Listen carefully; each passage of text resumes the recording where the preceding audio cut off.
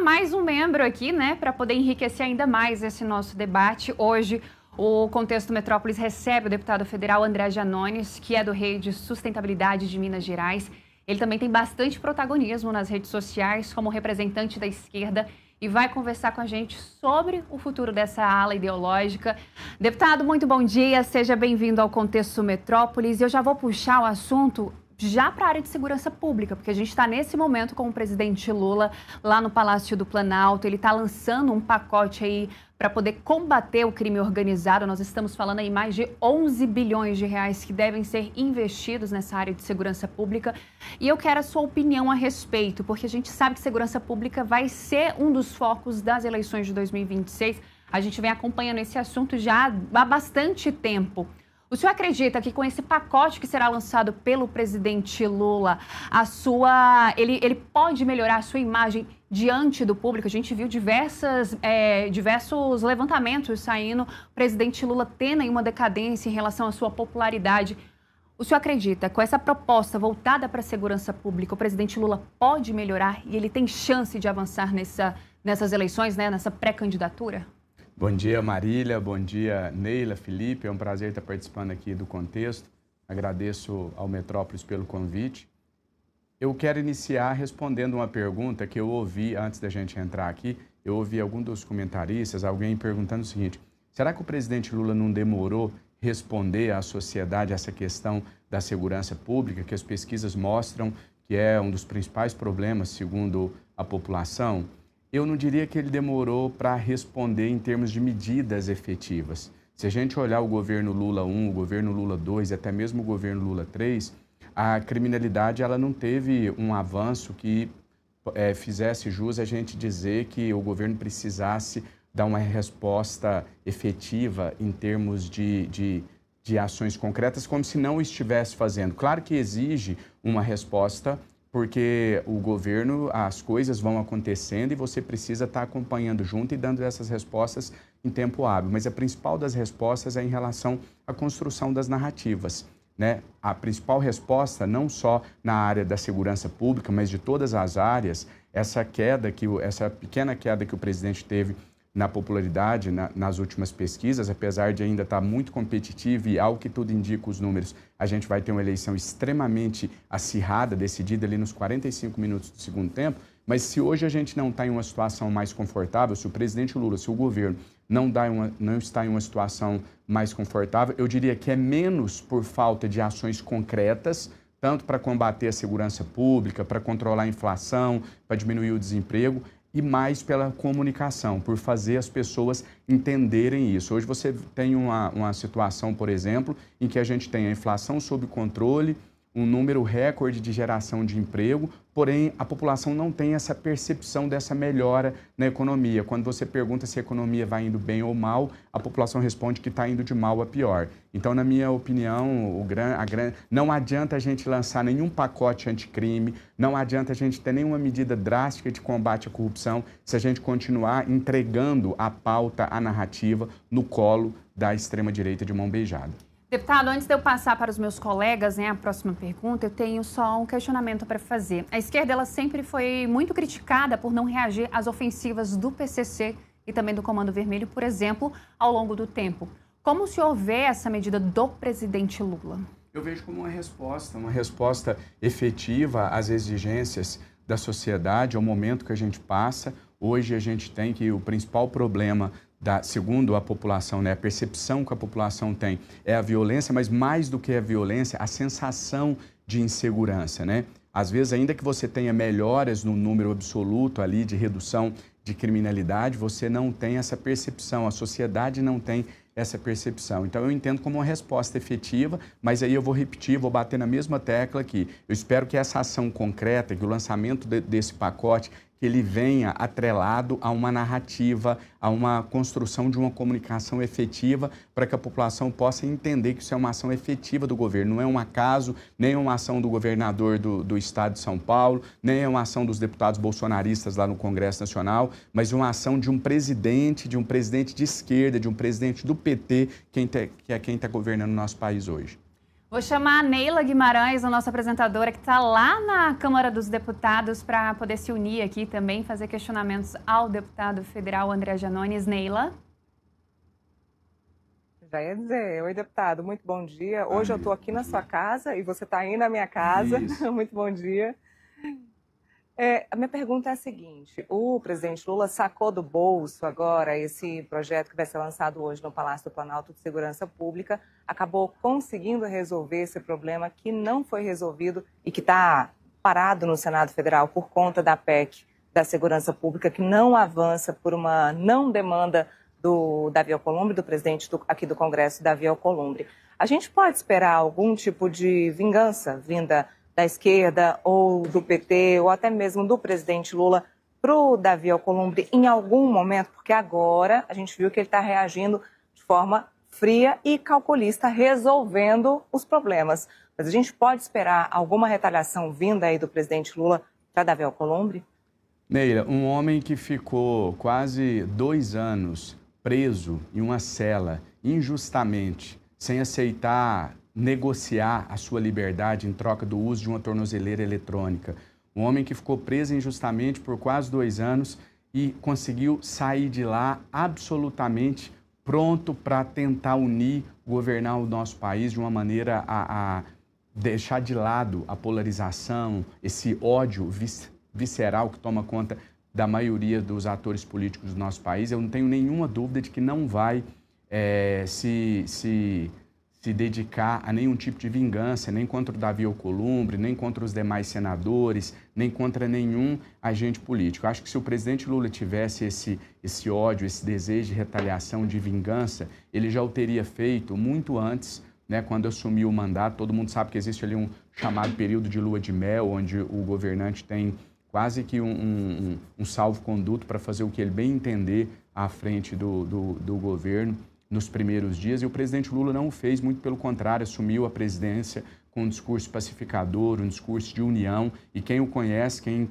convive com ele, sabe que não é um discurso da boca para fora, que é realmente o que ele acredita, e muitas das vezes até contrariando os mais apaixonados, como eu, por exemplo, e uma boa ala do Partido dos Trabalhadores, de outros partidos à esquerda, como, por exemplo, o meu partido, a Rede de Sustentabilidade, e outros, que às vezes cobram ali uma posição mais apaixonada, mais efetiva, né? Mais assim, dando menos importância à construção do diálogo. Tem hora que às vezes a gente entende que é preciso ser um pouco mais aguerrido, mas o presidente Lula não, por isso é o estadista que é. E eu particularmente não acredito nessa possibilidade de retaliação, de vingança. Muito pelo contrário, creio que mais uma vez ele vai mostrar porque é o estadista que é e vai conseguir levar a conciliação, por mais que pareça algo utópico nesse momento.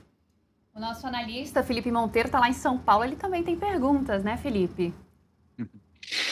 Bom dia, Janones. Bom dia, Janones, Felipe. eu queria saber o seguinte: você colocou num ponto aí na sua resposta para Marília, né, que você espera que esse programa de segurança pública que será apresentado pelo Poder Executivo viesse com um plano de comunicação para ficar claro, né, que não é um projeto dos estados, sim da União Federal.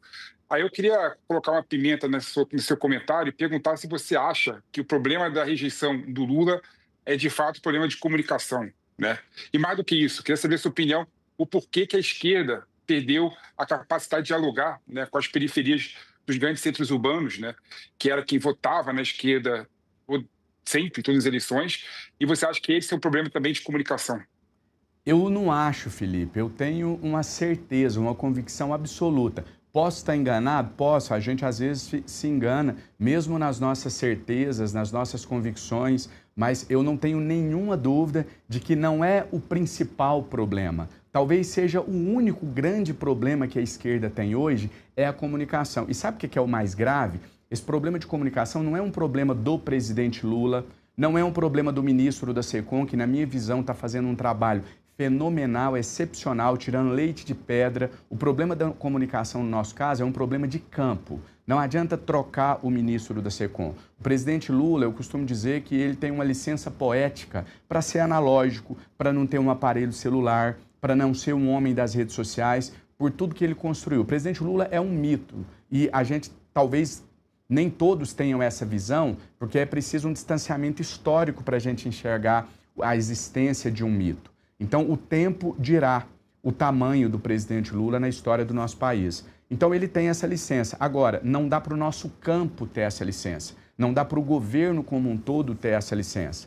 E você vê quando o bolsonarismo, por exemplo, a extrema-direita como um todo, eles têm um sistema de distribuição de notícias, de construção de narrativas, que é como uma pirâmide. Então, o lá de cima dá a ordem e os outros vão replicando e aquela mensagem vai viralizando, ela vai tomando conta de forma orgânica de todos os meios de comunicação pela repetição.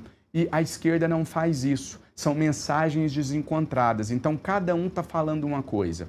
Um deputado vai usar a tribuna hoje para falar sobre o pacote anticrime, o outro vai estar falando do SAMU, o outro vai estar falando do Bolsa Família, etc. E com isso você não tem a formação de uma mensagem única, de uma mensagem forte. A que eu atribuo isso? Basicamente a dois fatores que acaba que são parte de outro, eles estão umbilicalmente ligados. Um é a arrogância intelectual, o elitismo que tomou conta da esquerda no nosso país, do campo como um todo. Então, a esquerda, em algum momento da história, que eu não sei dizer qual é, a gente precisaria de um sociólogo, de um antropólogo para fazer uma análise mais profunda, mas em algum momento da história, a esquerda passa a ter vergonha de ser esquerda, no sentido original, né? Como que a esquerda se forma? O que faz a esquerda ser esquerda? A luta pelos mais pobres, a luta pelos trabalhadores, a defesa dos menos favorecidos, a busca por melhorias de vida que fazem diferença no dia a dia da população. O que faz diferença no dia a dia da população não é ser contra o porte de armas, não é ser contra a redução da maioridade penal, não é discutir o partido, escola sem partido, ideologia de gênero. O que faz a esquerda ser esquerda é a defesa do trabalhador e de melhoria efetiva do dia a dia. O que é essa melhoria efetiva? Discussão sobre o preço do arroz, do feijão, a qualidade do transporte escolar, a qualidade da educação da criança, se tem vaga na creche, se não tem vaga na creche. Mas aí a esquerda entende que ela passou dessa fase, que isso é uma política mais pobre, mais simplória, e ela quer dedicar discussões intelectuais. Ela quer falar sobre terras raras, ela quer falar sobre mudança climática, ela quer falar sobre a defesa dos direitos do movimento LGBT, das minorias como um todo. E aí, só para finalizar, que fique muito claro, eu não estou dizendo que essas pautas não são importantes. Muito pelo contrário, eu sou do partido Rede Sustentabilidade. Nós temos numa das nossas principais bandeiras a defesa do meio ambiente. E eu me engajo em outras lutas, como eu citei aqui, de defesa de minorias. Sou um militante, defendo o direito do movimento LGBT, de todos esses que eu citei aqui. O que a gente não pode é confundir importante com prioritário. Prioridade é um verbo que você não conjuga no plural. Então, um verbo não, é uma palavra que você não coloca ela no plural. Então, não existem prioridades. Existe prioridade. Qual é a prioridade da esquerda? A prioridade da esquerda deve ser dialogar com o povo, entender as necessidades dos trabalhadores. Se você não entende mais o que é povo, se você não senta mais no chão da fábrica, se você não dialoga com essas pessoas, é natural que você não gere uma conexão, que você não saiba o que essas pessoas querem falar, que você não saiba o que essas pessoas querem ouvir, que você não sabe o que essas pessoas querem discutir. Então, é esse elitismo, essa arrogância intelectual que fez com que a esquerda se perdesse ao longo dos tempos, mas ainda é possível acordar, ainda é possível a gente entender a importância de uma comunicação efetiva. Mas o que precede essa comunicação efetiva é a conexão com essas pessoas. Eu chego aqui no Metrópolis agora para essa entrevista, eu só vou gerar conexão com quem está do lado de lá acompanhando pela internet se eu entender qual é esse público. Então, para eu saber como que eu vou comunicar aqui, eu preciso entender quem está me assistindo. São pessoas de qual classe etária, de qual classe social, mais ou menos ali. São pessoas mais simples, são pessoas com conhecimento intelectual mais avançado, são pessoas com curso superior. A partir do momento que eu identifico o meu público, eu passo a estabelecer qual será o meu diálogo, as palavras que eu vou utilizar, qual a conexão que eu vou gerar com esse público através desse conhecimento prévio. Então, se você está distanciado da realidade, você não vai conseguir gerar essa conexão necessária para uma comunicação de fato efetiva. Deputado, aproveitando, né, o senhor já puxou essa questão, essas críticas voltadas aí para a esquerda, O senhor já aceitou alguma vez, por exemplo, que a esquerda deixou aí, né, de se orgulhar dos trabalhadores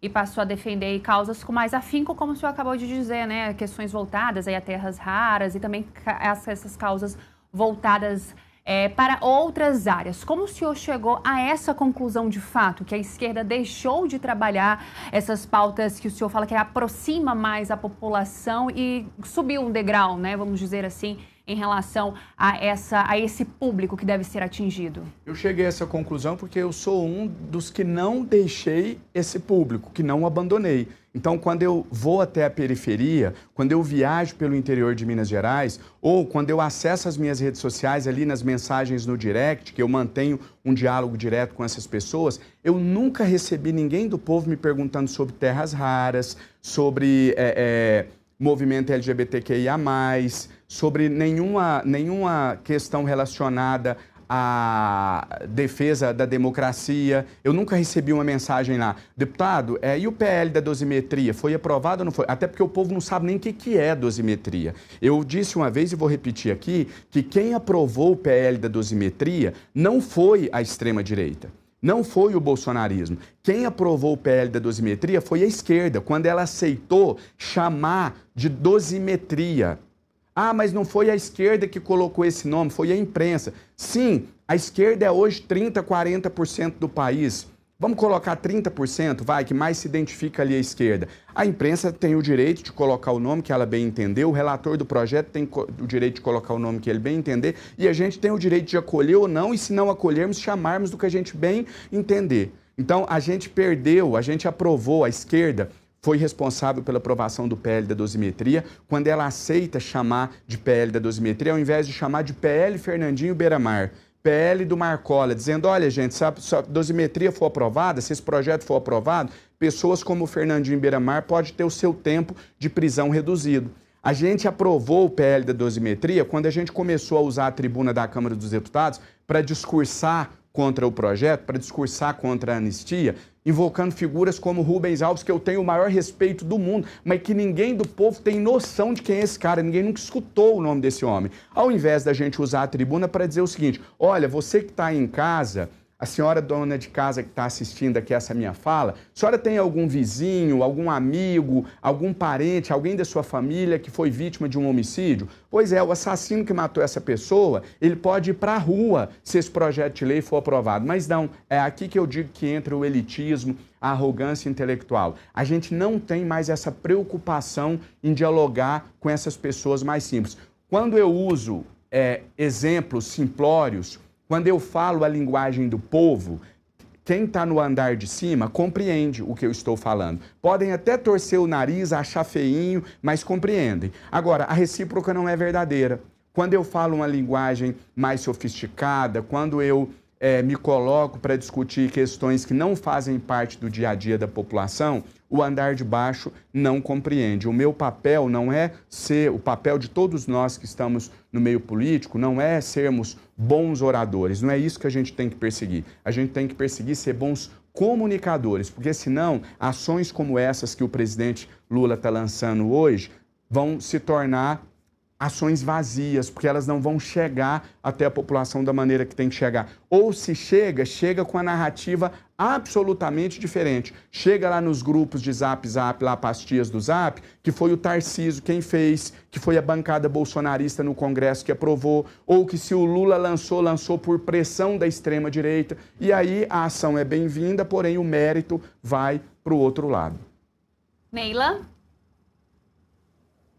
Deputado, falando um pouquinho sobre eleições e falando sobre seu estado, Minas Gerais, nem o presidente Lula, nem Flávio Bolsonaro, que hoje são os maiores candidatos, mais fortes, aí de acordo com as pesquisas de opinião, nenhum dos dois tem palanque definido ainda para o estado de Minas Gerais, que é um estado definidor das eleições. Isso a gente já sabe. O que a gente pode esperar, no caso do presidente Lula agora, que a gente não tem Rodrigo Pacheco definido? Era um dos nomes, né, uma possibilidade escolhida pelo presidente Lula. Agora a gente já não sabe mais se é essa possibilidade. Mas o que esperar para Minas Gerais, deputado? Neila, primeiro só aproveitar aqui a grande audiência de vocês para dizer o seguinte. Isso para mim é uma bobagem, isso que todo mundo repete aos 4 cantos aí, de que Minas Gerais define as eleições. Se a conversa fiada, mas na última foi, na outra. Se eu tiver 10 filhos homens, no 11º não vai aumentar a probabilidade de ser homem, porque os 10 primeiros foram homens. Continuará sendo 50% de chance de ser homem e 50% de chance de ser mulher. Então, assim, isso aí para mim parece mais algo relacionado à superstição. Isso não resiste a um mínimo de análise criteriosa. Basta os outros estados deem uma diferença suficiente e aí Minas Gerais não vai decidir as eleições. Então, eu de antemão te digo que eu não acredito nessa teoria, ela carece de qualquer base sólida, de qualquer base científica. Eu acho que acontece isso, não é uma coincidência absoluta, porque Minas Gerais, como diria Guimarães Rosa, né? Minas são várias, então você tem uma representatividade muito grande de Minas, então serve ali como uma espécie de uma amostragem. Mas eu não acredito que Minas, quem ganhar em Minas vai ganhar necessariamente no Brasil. Sobre a construção de palanques, a gente tem a extrema-direita que por um ato aí de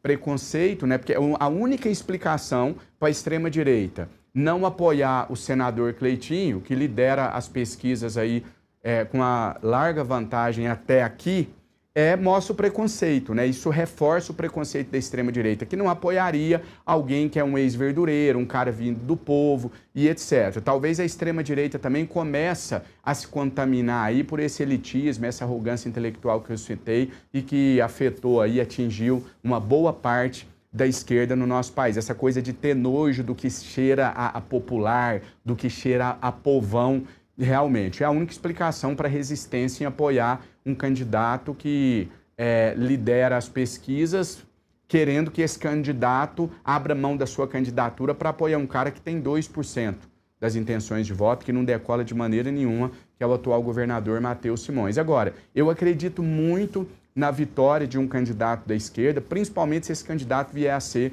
o senador Rodrigo Pacheco. A gente sabe que ele não se definiu ainda, eu tive com ele recentemente e realmente não tem nada decidido, não é assim um discurso para a imprensa, um discurso para fora, ele realmente tem um momento de muita reflexão para poder tomar essa decisão, mas eu acredito muito na vitória do senador Rodrigo Pacheco, caso ele venha a se candidatar, porque eu acho que, de uma maneira natural, as pessoas vão entender a complexidade que é governar um estado como Minas Gerais, os desafios que se impõem, né? O Zema deixou o estado de Minas Gerais em uma situação muito crítica, apesar do discurso ser o contrário, né? Conseguiu salvar aí sua popularidade, se reeleger com base em uma tragédia, né? A tragédia de Brumadinho, a tragédia de Mariana, tudo isso fez jorrar dinheiro nos cofres do estado de Minas Gerais e é com base nisso que o Zema conseguiu a aprovação que ele ainda tem hoje, mas é um desafio muito complexo governar Minas Gerais e quando esse desafio se mostrar durante o período eleitoral,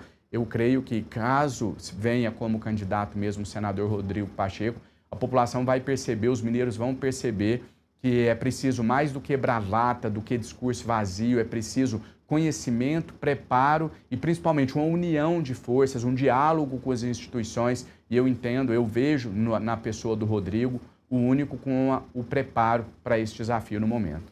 Deputado, e o que falta, então, para Rodrigo Pacheco se tornar de fato o candidato do presidente Lula lá em Minas Gerais? O que o presidente Lula precisa oferecer? Olha, pela conversa que eu tive com o Rodrigo, eu saí absolutamente convencido de que é realmente uma questão pessoal. É menos o que o Lula pode oferecer, a construção de alianças políticas e etc. Claro que isso pesa de alguma maneira, mas eu acho que ali tem muito latente uma questão pessoal mesmo. O Rodrigo disse para mim que já tinha definido que a política para ele, quando ele entrou, ele disse a política para mim tem porta de entrada e tem porta de saída. E ele já tinha se preparado para o encerramento desse ciclo. Ele coloca o STF como página virada e com o STF sendo página virada, ele já tinha então se preparado para encerrar a sua participação na política com esse mandato à frente do Senado, foi muito bem sucedido, duas vezes presidente do Congresso Nacional. Então eu acho que o que está pesando mesmo são questões pessoais, familiares, mais do que uma questão política, mas a gente espera, eu faço votos que o Rodrigo possa se decidir. O nosso campo, o campo progressista, precisa dele, precisa da experiência dele, toda essa experiência que ele traz como presidente do Senado por 2 vezes, do Congresso Nacional, foi presidente da CCJ enquanto deputado federal, então sempre teve uma atuação muito destacada no Congresso e sempre primando pelo diálogo, pela capacidade de relacionar com as instituições. Então eu creio que o nosso campo precisa muito do Rodrigo e se ele vier a gente vai estar pronto ali ao lado do presidente Lula para poder levá-lo à vitória. Se você está nos acompanhando pela Smart TV, nós vamos para o nosso intervalo, mas se você está no YouTube, continua aqui com a gente. Agora eu passo a palavra para o nosso analista Felipe Monteiro, que está lá em São Paulo. Felipe. Anones, você, na minha opinião, foi o primeiro político, né, de esquerda a utilizar a linguagem da direita e extrema-direita para colocar a sua ideia e para até combater, né, outro espectro ideológico. Né? Um dos pontos que a esquerda bate no Flávio Bolsonaro é exatamente a questão da rachadinha. Né? E vocês dois, de certa forma, foram investigados por rachadinha. Né? Aí eu queria saber o seguinte, você acha que isso diminui, né, o seu discurso em relação ao Flávio Bolsonaro de colocar a pecha de rachadinha nele, né? E você vê algum tipo de problema, né, na sua campanha em relação a essa questão também? Como você vê esse combate ao Flávio Bolsonaro, pensando de uma maneira mais genérica? Em duas vertentes. Primeiro, depois falando sobre o todo, falando de uma forma mais ampla, mais abrangente. Primeiro falando especificamente do ato. É absolutamente impossível comparar a prática do Flávio, né, que abriu uma loja de chocolates para lavar dinheiro criminoso, né, e aqui o nome rachadinha fica até leve demais, né, é um nome no diminutivo, um nome leve, parece ali uma estripulia que o cara fez, uma coisa meio sem pensar. Não, o Flávio praticou um crime, ele lavou dinheiro. Né? Ele empregou familiares do Adriano da Nóbrega dentro do gabinete dele. E ele tinha um sistema muito arquitetado, um sistema profissional para coleta dos recursos provenientes dos salários dos assessores dele. O Flávio empregava funcionário fantasma, ou seja, não era funcionário na prática, não era assessor. Ele nomeava pessoas para roubar, para sacar o dinheiro público, que era o dinheiro que ele deveria pagar funcionários para servir a população. Ele sacava, ele roubava esse dinheiro. Tinha lá uma pessoa, ele formou uma quadrilha, então tinha uma pessoa que recolhia o dinheiro de assessor por assessor e esse dinheiro muito provavelmente contribuiu para os 51 imóveis que o pai dele comprou em dinheiro vivo. E o pai dele também fazia isso por uma vida toda. Então a gente está falando aqui de um esquema extremamente sofisticado de roubo do dinheiro público e lavagem de dinheiro. E o Flávio não foi investigado por esse crime, ou melhor dizendo, a investigação não foi concluída. Então o Flávio nunca pagou por nenhuma irregularidade, por nenhum crime, etc. O meu caso é absolutamente diferente. A Polícia Federal fez uma devassa nas minhas contas, nas contas dos meus familiares, cruzaram CPF, investigaram patrimônio, não acharam nada. Absolutamente nada. Aí, depois dessa devassa, identificaram que eu tinha utilizado o cartão de um assessor meu durante 10 meses com a fatura lá, usando uma fatura lá no valor de R$5.000. Esse foi o grande crime que eu cometi. Ah, Janones, mas se não foi crime, por que você assinou uma ANPP? Porque, de fato, eu utilizei o cartão de crédito. Eu não ia negar uma coisa que é real. Ao contrário do senhor Flávio Bolsonaro, eu não fujo de investigações, eu não fujo da justiça. Então, são casos muito diferentes, muito diferentes. E ainda que você concebesse que o ato que eu pratiquei foi um ato irregular, ainda que você concebesse isso, eu não devo nada para a justiça. Eu não fiquei com nenhuma dívida com a justiça. Eu não devo absolutamente nada. Eu sou ficha limpa, eu posso olhar nos olhos dos meus eleitores. Eu nunca montei nenhuma quadrilha para desviar dinheiro público e etc. Então, assim, são casos muito discrepantes. Mas muito, assim, a diferença é absurda entre um e outro. E fazendo uma análise mais genérica também, no meu caso, você tem esse ponto colocado. O Janones utilizou um cartão de crédito de um assessor dele e não pagou a fatura. E digo mais, utilizei e se um dia, Deus que me livre, mas se um dia eu vier a precisar novamente, utilizarei quantas vezes preciso for, de assessor, de amigo, de familiar, de qualquer pessoa que eu esteja em uma situação difícil e me ofereça um crédito. E aí, só para fechar, finalizando, olhando de uma maneira mais ampla. O Flávio, a gente não está falando só disso, né? A gente não está falando só desse crime. É uma teia muito grande de crimes que foram praticados. Então, eu tenho moral, eu tenho condições morais de olhar nos olhos do Flávio Bolsonaro e desafiar ele a qualquer debate relacionado à corrupção sem nenhum tipo de constrangimento. Nós voltamos com a nossa programação na Smart TV, seguimos também no nosso canal do YouTube, não se esqueça de se inscrever. Estamos ainda aqui com o deputado federal André Giannone, está respondendo todas as nossas perguntas. Agora eu vou chamar a nossa apresentadora Neila Guimarães, está lá na Câmara dos Deputados. Deputado, para a gente encerrar a entrevista, eu queria falar mais um pouquinho sobre dosimetria, mas eu queria usar a dosimetria como um exemplo. Foi aprovada, acabou sendo aprovada pelo Congresso Nacional, teve o veto do presidente Lula, o veto foi derrubado. Ou seja, houve decisão dos deputados, houve decisão dos parlamentares. Foi uma sessão conjunta, decisão dos senadores e dos deputados. Em seguida, isso segue para o Supremo Tribunal Federal e há uma outra decisão do ministro Alexandre de Moraes. Ou seja, o que foi decidido aqui no Congresso acabou não tendo validade. Segue para o Supremo. O ministro dá uma decisão monocrática, agora pede para que o plenário, com seus 10 ministros, possam avaliar mais uma vez essa questão da dosimetria. O senhor acredita que precisaria do Supremo Tribunal Federal mais uma vez validar o que o Congresso já definiu? E eu estou usando a dosimetria como exemplo, mas poderia ser qualquer lei ou qualquer decisão que tivesse sido tomada pelos parlamentares. Neila, eu acho que ultimamente no nosso país a democracia, ela de fato ela está em risco, não só no Brasil, mas no mundo, né? Infelizmente não é um cenário só nosso aqui. E eu vejo que tem muita gente querendo dar a última palavra, muita gente achando que é soberano, né? E a gente perdeu a capacidade de dialogar, de compreender que cada um tem a sua competência, tem o seu limite de atuação. Ninguém é soberano. Ninguém é alguém que, depois que eu falo, ninguém fala mais. Então, aqui eu estou deixando o lado político de lado. Claro que eu tenho o meu lado, eu sou contra a aprovação da anistia, eu votei contra. E se for para eu discursar aqui e começar a falar sobre o porquê que eu sou contra a anistia, a gente vai ficar até amanhã, porque tem muito pano para manga. Mas aqui agora não é opinativo, se eu sou contra ou a favor. O fato é, o Congresso Nacional aprovou a anistia, a dosimetria, perdão. Errou. Na minha visão, errou do ponto de vista opinativo, político, mas institucionalmente não errou. Ok, a gente tem que respeitar. O Congresso aprovou, está aprovado. É competência do Congresso aprovar. Beleza. O presidente Lula vetou, e aí eu vi muita gente também criticando, principalmente da direita. O Lula não deveria fazer isso, porque se o Congresso já decidiu, está decidido. Não, o Congresso...